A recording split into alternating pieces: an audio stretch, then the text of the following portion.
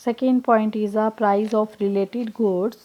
Related goods are two types. Are two types.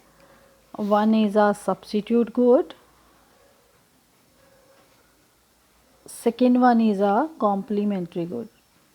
Complementary good. Okay अभी तक हम जो कर रहे थे, क्या कर रहे थे, एक गुड की बात कर रहे थे, अगर चीनी के प्राइस बढ़ जाए तो चीनी की डिमांड पे क्या इफ़ेक्ट पड़ेगा। लेकिन अब जो हम कर रहे हैं रिलेटेड गुड, मतलब उससे रिलेट करता हुआ गुड, जैसे कि अगर पेट्रोल नहीं होगा तो कार और पेट्रोल दो गुड्स हो गए, दो कमोडिटी है, लेकिन पेट्रोल के प्राइस बढ़ने पर, कम होने पर कार की डिमांड पे क्या इफ़ेक्ट पड़ता है।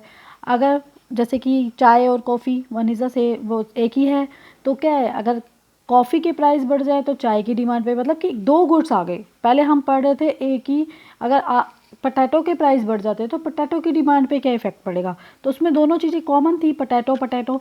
लेकिन अब क्या है, कॉफ़ी के प्राइस बढ़ जाने पर टी की डिमांड पे क्या इफ़ेक्ट पड़ेगा। अब हम वो पढ़ने लगे हैं, प्राइस ऑफ रिलेटेड गुड।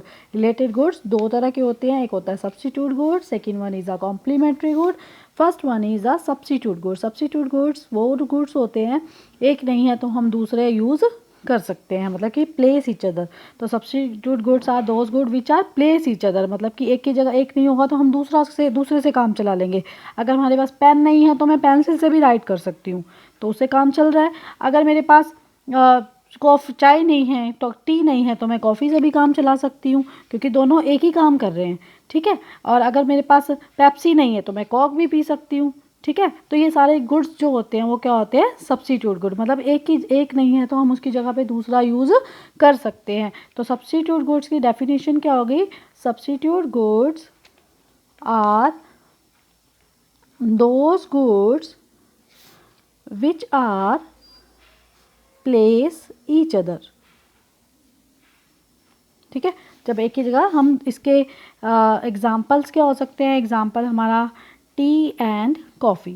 अगर टी नहीं है तो पेन और पेंसिल, पेन और कोक और पेप्सी, ठीक है। पैंट और ट्राउज़र, अगर मेरे पास पेन नहीं है तो मैं ट्राउज़र भी पहन सकती हूँ। शर्ट और टी शर्ट, मतलब शर्ट नहीं है तो हम टी शर्ट से भी काम चला सकते हैं। तो these all goods are substitute good. तो अगर प्राइस देखिए, अब इसमें क्या है, अभी तक हम जो कर रहे थे कि प्राइस बढ़ने पर डिमांड में ये रूल चल रहा था, प्राइस बढ़ने पर डिमांड कम होती है, प्राइस कम होने पर डिमांड बढ़ जाती है।